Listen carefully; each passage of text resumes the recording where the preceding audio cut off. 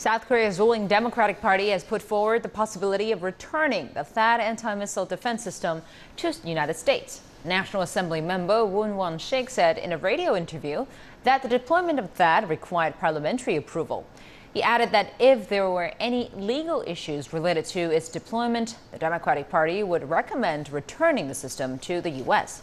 In July 2016, Washington and Seoul agreed to deploy THAAD in South Korea, with the procedure beginning in March this year.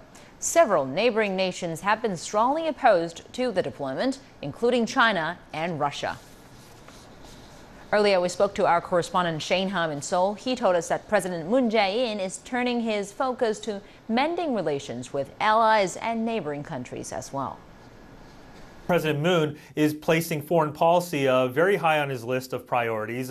What he has done so far in the past week, he has nominated 5 special envoys to 5 important partners of the Republic of Korea to send a delegation. In fact, today, a special delegate to the United States as well as Japan is leaving. Also tomorrow, a special envoy to Beijing will be leaving to really try and mend foreign relations, because during the past several months here, when South Korea was in this power vacuum here with impeached former President Park Geun-hye, foreign relations with neighboring countries have really been at an all-time low, and THAAD is one symbol of that. So what President Moon, I think, is trying to do with sending these special envoys to both Washington, Beijing, Russia, Japan, is to try and get on the same page with these countries. And along those lines, speaking with the DPRK, of course, the DPRK would be high on the agenda with these envoys. Today, the Unification Ministry here in the Republic of Korea indicating that communication hotlines with Pyongyang should be reopened because they've been severed ever since February of last year, when the DPRK was slapped with more sanctions from long-range rocket launches and nuclear tests. So right now, we're at a point where President Moon is trying to really try to mend relations with neighboring countries and allies, and we'll see how it moves forward from that point on.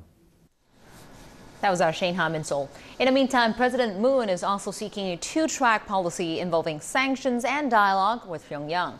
South Korea's Unification Ministry spokesman Lee Dak-hang outlined the country's basic stance on this matter, adding that communication between the two countries should be reopened. The government's most basic stance is that not only for the communication itself, but also for the sake of maintaining stable relationship between the two Koreas, communication lines between South Korea and the DPRK should open.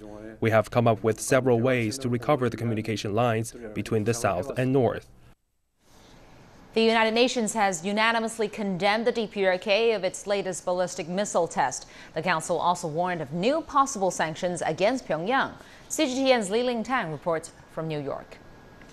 The Security Council does appear to be prepared to take a stronger stance after it condemned Sunday's missile test and after it called on nations to fully implement existing Security Council sanctions and also vowed to take stronger action. But some nations want these sanctions more than others.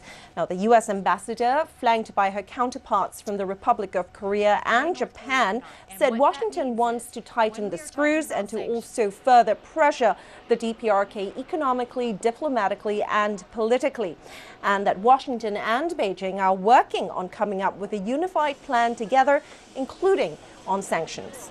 The conversations that I have had and that have been made, with my counterpart and in dealing with Beijing is that if they did something else, and if it looked to be long range, which this does, and if it looks like it is proactively leaning towards an ICBM, which it does, then we would take action. And so I believe that China will stay true to that and that we'll come together on how we're going to do that. She also said that the U.S. would be willing to speak with Pyongyang if it stops its nuclear and missile tests. China has long maintained that a return to the 6-party talks is the right course of action here over tougher sanctions.